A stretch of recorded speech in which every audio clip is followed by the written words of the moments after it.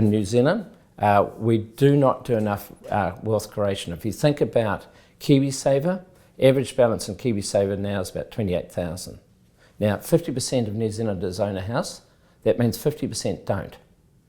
They are relying on New Zealand Super, and they're also relying on their KiwiSaver. We need to help them grow their personal wealth, and the best mechanism for that is actually through KiwiSaver. What can you change in terms of making it easier for companies to list on the NZX, or encouraging more companies to float and go that way? Well, there's some very specific things. For instance, there's a big issue around prospective financial reporting, of reporting prospective financial information.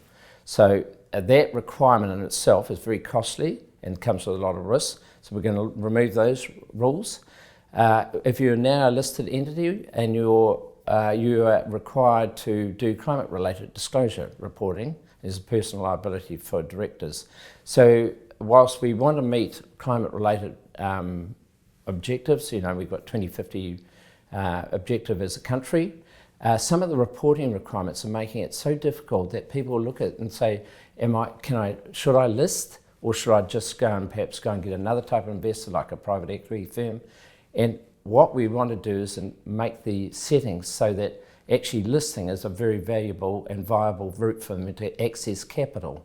It's actually, once you're listed, it's actually a great vehicle. It's actually a much easier vehicle. And just what about then KiwiSaver, coming back to what New Zealanders are putting into KiwiSaver in terms of their growth funds or their default funds, and that issue's often being talked about. New Zealanders need to focus more on younger people, that financial literacy element to KiwiSaver. Are you looking at any changes around that in terms of trying to encourage people to put more into KiwiSaver or get rid of, there's the opt-in features, all those sort of things. Are they on the table? Are you looking at any of that? Well, there's two parts to that question. So around financial literacy, I'm just about to kick off a process with current providers that are working in schools, and I'm having a meeting with them because I really want to beef that up. I think a lot of our children coming out of schools are not financially literate, and we want to make sure we've got the right programs in place. So I'm doing that with the Minister of Education.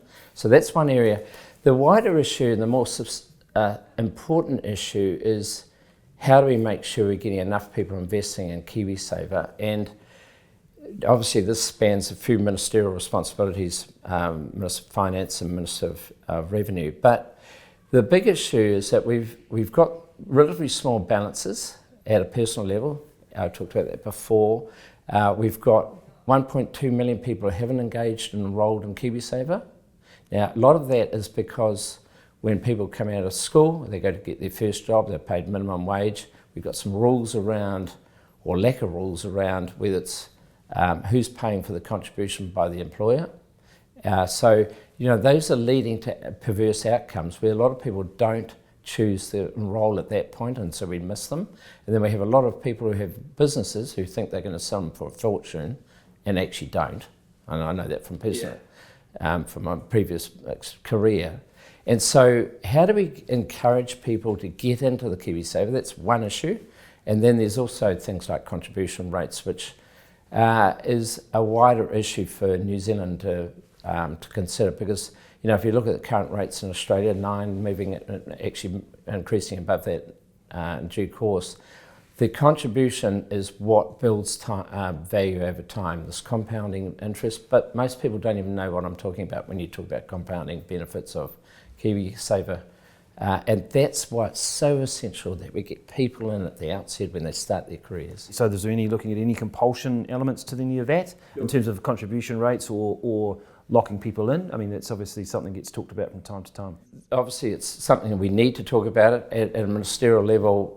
We're not currently looking at that, but I'm sure that's going to be something that's on the agenda in due course.